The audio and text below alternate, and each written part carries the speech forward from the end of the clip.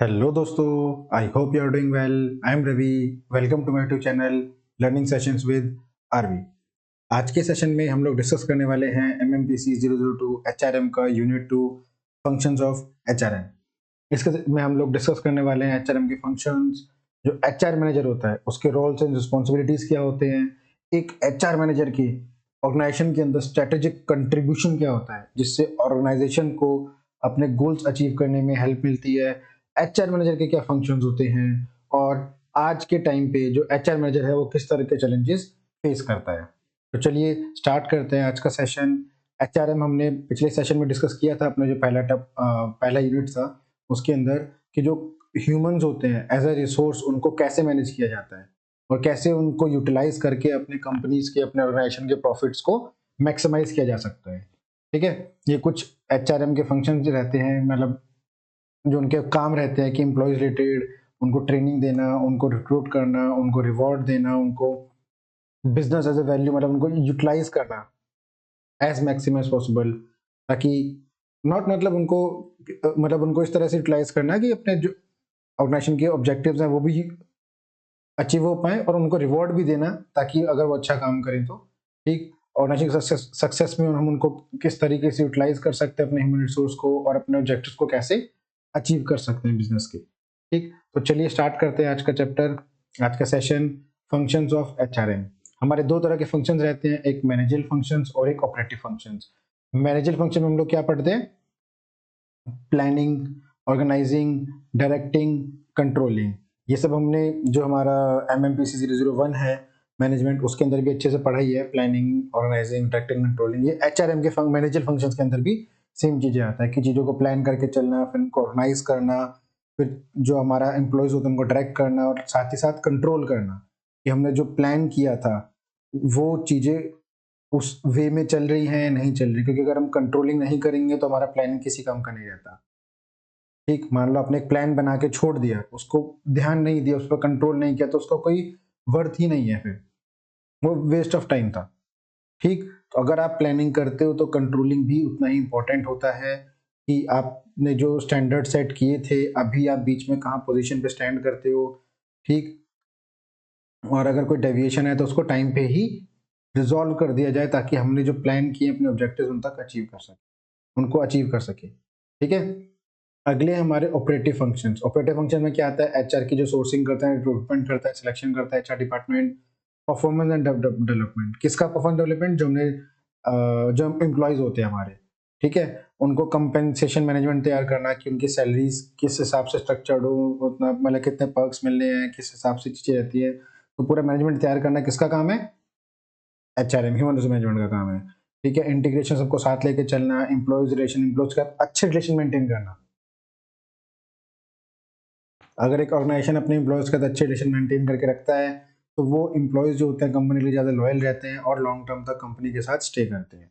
ठीक है, अगला टॉपिक है हमारा roles and responsibilities of HR manager. ठीक है, अब मैनेजमेंट की बात नहीं कर रहे हैं, मैनेजर की बात कर रहे हैं। जो HR मैनेजर होता है उसके क्या रोल्स होते हैं, उसके क्या रिस्पॉन्सिबिलिटीज होते हैं, उनको डिस्कस करेंगे। पहला, ह्यूमन रिसोर्स प्लानिंग, कि हमारे पास अभी इतना स्टाफ है, आने वाले फ्यूचर में हम ये प्रोजेक्ट लाने वाले हैं, तो हमें कितने नए स्टाफ की जरूरत पड़ने वाली है।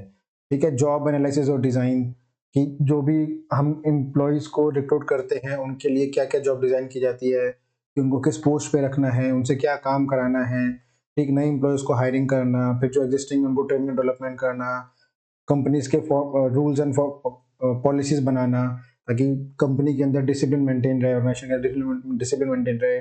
जो एम्प्लॉयज काम करते हैं पूरे साल उनका परफॉर्मेंस इवैल्यूएशन करना कि वो कंपनी को कितना आउटपुट ला के दे रहे हैं। ठीक, एक वर्क कल्चर मेंटेन करके रखना, जो अगर कोई कंफ्लिक्ट होता है एम्प्लॉयज के बीच में या एम्प्लॉयज और सबऑर्डिनेट के बीच में, या टॉप बॉटम बॉटम, मतलब किसी कुछ भी तरह के कंफ्लिक्ट्स अगर डिपार्टमेंट के अंदर या ऑर्गेनाइजेशन के अंदर हो रहे हैं तो उनको रिजॉल्व करना, वो भी किसका काम आता है? रिस्पॉन्सिबिलिटी आती है HR मैनेजर की, वो बीच में आके चीजों को रिजॉल्व करता है।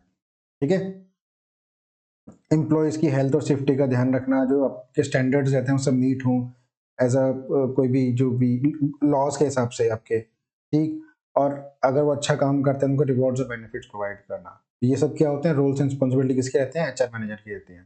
ठीक है, अब यहाँ पे पढ़ते हैं primary responsibilities of HR manager. थोड़ा उसको डिटेल में है जो मैं लास्ट स्लाइड में पढ़ा, कि पहला क्या है, develop a thorough knowledge of corporate culture.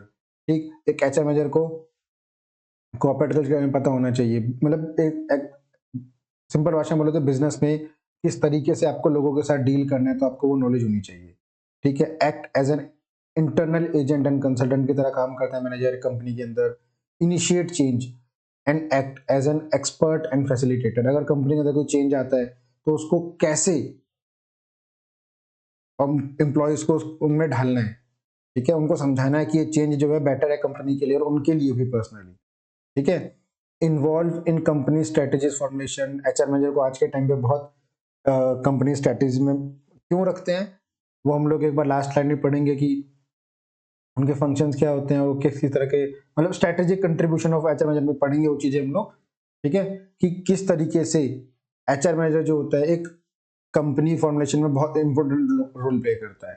ठीक है, बेसिक आइडिया भी दे देता हूँ आपको कि मान लो एक कंपनी को आगे डेवलप करना है। अभी आपकी कंपनी 10 करोड़ की है, उसको कल को 100 करोड़ की बनना है।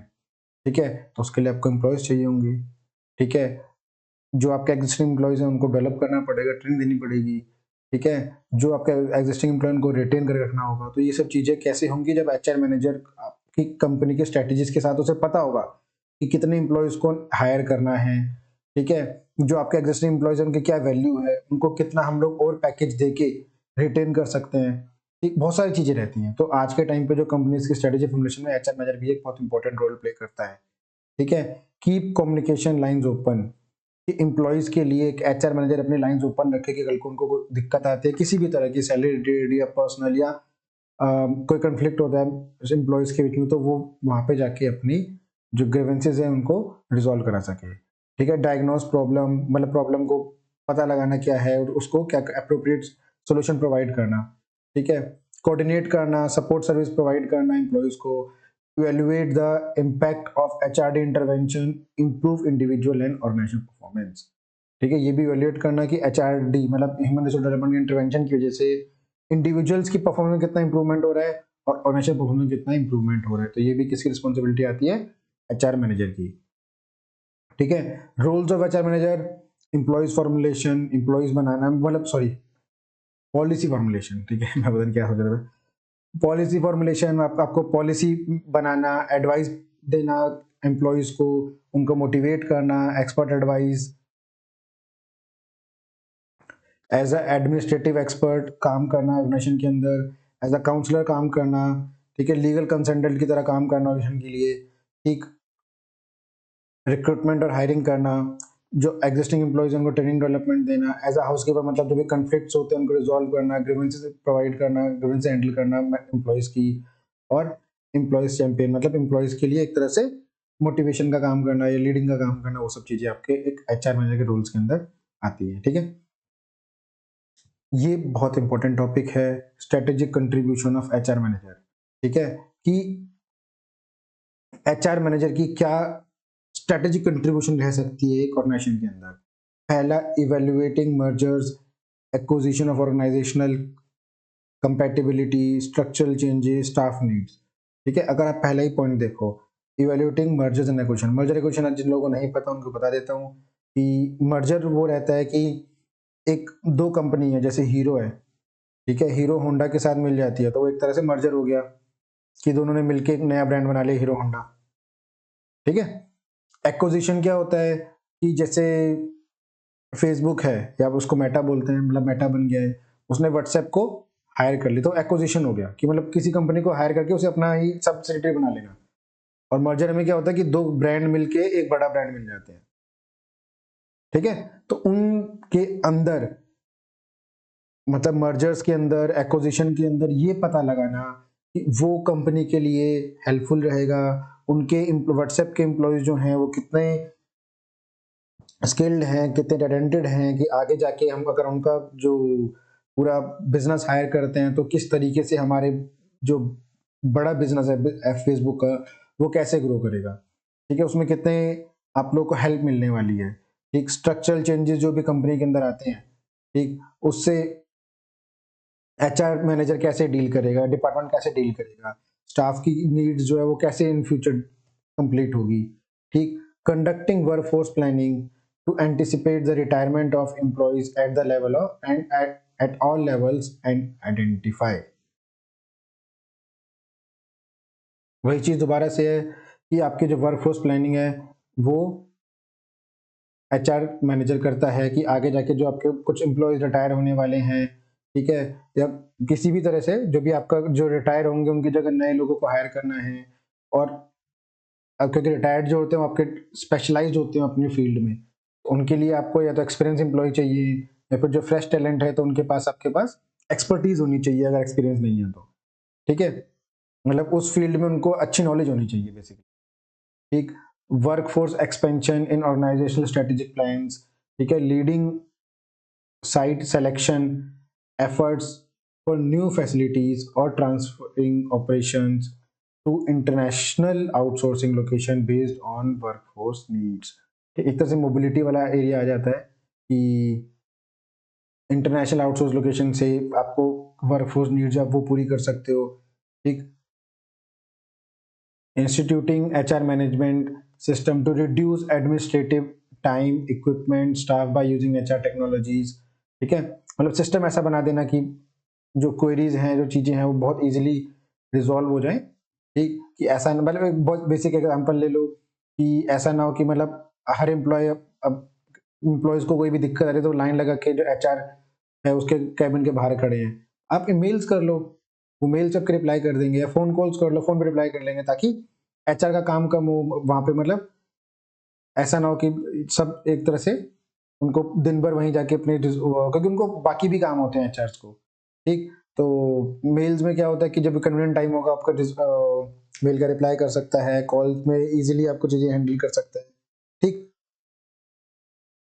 Working with executives to develop a revised sales compensation incentive plan as per new product, ठीक है, मतलब एचआर मैनेजर का काम रहता है कि जो भी इंसेंटिव्स होते हैं किस तरह से डिवाइड करने हैं एम्प्लॉयज को ताकि आपके ऑर्गेनाइजेशन गोल्स भी अचीव हो सके और एम्प्लॉयज का जो पर्सनल मोटिव होता है एक तरह से पैसा कमाना या सैलरी या इंसेंटिव्स वो सब भी मीट हो सके, ठीक है।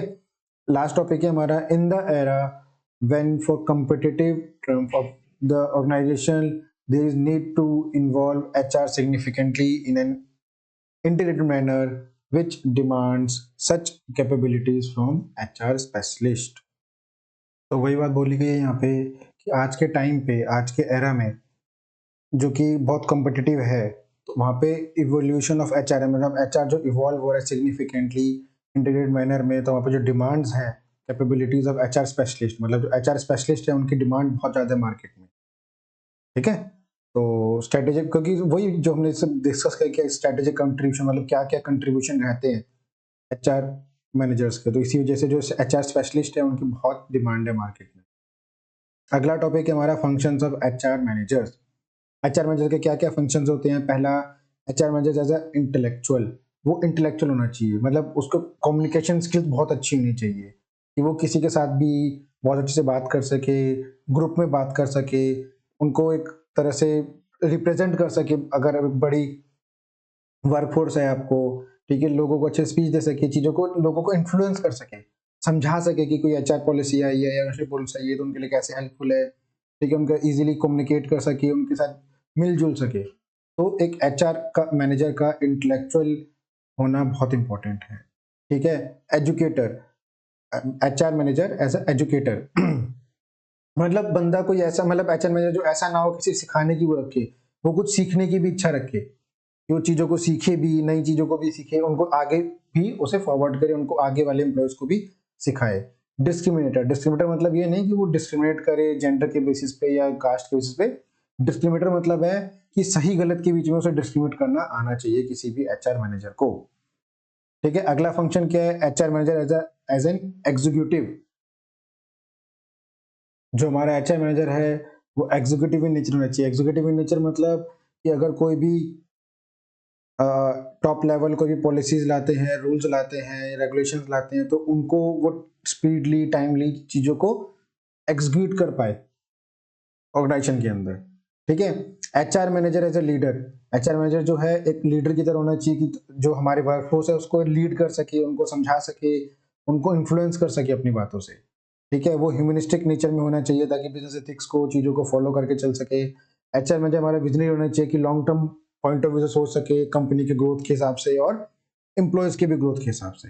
ठीक है, लास्ट टॉपिक है हमारा major challenges faced by HR manager. जो एचआर मैनेजर होते हैं वो क्या प्रॉब्लम्स फेस करते हैं रिक्रूटमेंट और सिलेक्शन कि आज के टाइम पे बेस्ट टैलेंट ढूंढ के लाना। ठीक है, क्योंकि सब बड़ी ऑर्गेनाइजेशंस भी हैं, छोटे ऑर्गेनाइजेशंस भी हैं, सब जो है सबको ही बेस्ट टैलेंट चाहिए। तो आप अपनी ऑर्गेनाइजेशन के लिए कैसे बेस्ट टैलेंट को अट्रैक्ट कर सकते हो अपनी ऑर्गेनाइजेशन के अंदर। ठीक है, कैसे कंपीट करोगे बाकी ऑर्गेनाइजेशन से। ठीक, emotional and physical stability of employees. ठीक, हर एम्प्लॉयज एक तरह के नहीं होता। ठीक, तो उनकी किसी किसी के इमोशनल और फिजिकल स्टेबिलिटी, मतलब कुछ लोग इतने इमोशनल इंटेलिजेंट नहीं होते हैं, तो उनको भी कैसे हैंडल करना है वो भी अच्छा मैनेजर को आना चाहिए। ठीक, balance between management and employee. ठीक है, मैनेजमेंट और एम्प्लॉयज के बीच में मैनेजमेंट बैलेंस बना के चलना, ये भी बहुत इंपॉर्टेंट टास्क होता है, बोल सकते चैलेंज होता है एक एचआर मैनेजर के लिए। ठीक है, और जो भी हमारे एम्प्लॉयज होते हैं उनको time to time training provide करना, डेवलपमेंट प्रोवाइड करना, कंपनसेशन प्रोवाइड करना, ताकि उनकी पर्सनल ग्रोथ भी हो सके और साथ ही साथ ऑर्गेनाइजेशन की ग्रोथ में भी वो लोग मदद कर सके। परफॉर्मेंस अप्रेजल भी एक बहुत इंपॉर्टेंट चैलेंज रहता है एचआर मैनेजर के लिए कि वो किस तरीके से एम्प्लॉयज का परफॉर्मेंस अप्रेजल करता है, क्योंकि देखो ये क्या है, थोड़ा बोल सकते हो डिफिकल्ट टास्क होता है कि अब हर किसी का जॉब का नेचर अलग होता है। फाइनेंस डिपार्टमेंट का जॉब का नेचर अलग होता है, प्रोडक्शन डिपार्टमेंट का जॉब का नेचर अलग होता है, सेल डिपार्टमेंट का जॉब का नेचर अलग होता है। तो उनका हर किसी का अलग अलग तरीके से परफॉर्मेंस किया जाता है। तो एचआर मैनेजर के लिए भी एक चैलेंज की तरह बहुत इंपॉर्टेंट चैलेंज होता है कि किस तरीके से परफॉर्मेंस अप्रेजल किया जाए, क्योंकि कई बार क्या होता है कुछ एम्प्लॉयज पूरे साल अच्छे से मेहनत करते हैं, लेकिन परफॉर्मेंस अप्रेजल में अगर उनके रेटिंग अच्छी नहीं आती है या जिस हिसाब से उन्होंने मेहनत की तो वो नहीं मिलता, तो वो एक तरह से डिमोटिवेट फील करते हैं। ठीक है, तो हमको यहाँ पे मैनेजमेंट को भी ध्यान में रख के करना होता है चीजें, और एचआर मैनेजर को इंडिविजुअल एम्प्लॉयज को ध्यान में रख के भी चीजें करनी होती है। और एक सबसे important dealing with trade unions, ताकि वो हड़ताल पे ना चली जाए या काम ना रोक दे, उन ट्रेड यूनियन ऑर्गेनाइजेशन में कोई कंफ्लिक्ट ना क्रिएट हो जाए किसी पॉलिसी की वजह से। ठीक, तो ये सब चीजें जो है एक मेजर चैलेंजेस होते हैं एक एचआर मैनेजर के लिए, जो कि उनको डील करने होते हैं किसी भी ऑर्गेनाइजेशन के अंदर। ठीक है, तो यहाँ पे हमारा आज यूनिट 2 खत्म हो गया, MMPC 002 HRM का। ठीक, आगे आने वाले मैं वीडियोस में बाकी यूनिट्स भी कवर कर दूंगा धीरे धीरे। ठीक है, अगर आपको मेरा वीडियो अच्छा लगा हो तो उसको जरूर लाइक करना, और जो भी मेरा चैनल है उसको सब्सक्राइब जरूर करना, और जो भी आपके दोस्त इग्नू से MBA कर रहे हैं उनके साथ मेरे चैनल को जरूर शेयर करना, ताकि वो लोग भी ये वीडियोस का फायदा उठा सकें। ठीक, और बाकी मेरे वीडियोस में आपको कोई कमी लग रही हो तो कमेंट सेक्शन जरूर बताना, या आपको कोई टॉपिक हो जो अच्छे से ना समझ आया हो तो मैं उसके लिए अलग से शॉर्ट वीडियोस या बाकी कुछ वीडियोस निकाल दूंगा छोटे छोटे, ताकि आप लोगों को वो टॉपिक जो है स्पेसिफिकली वहां पे समझा सकूंगा। ठीक है, नॉट इवन HRM, किसी और भी टॉपिक में आपको ना समझ आए तो कमेंट सेक्शन में वीडियो जरूर बताना मेरे को, ताकि मैं चीज़ों को इम्प्रूव कर सकूँ आगे आने वाले वीडियोज में। ठीक, और ठीक है, मिलते हैं अगले लेक्चर में unit 3 MMPC 00। Okay, that's all for today, have a nice day.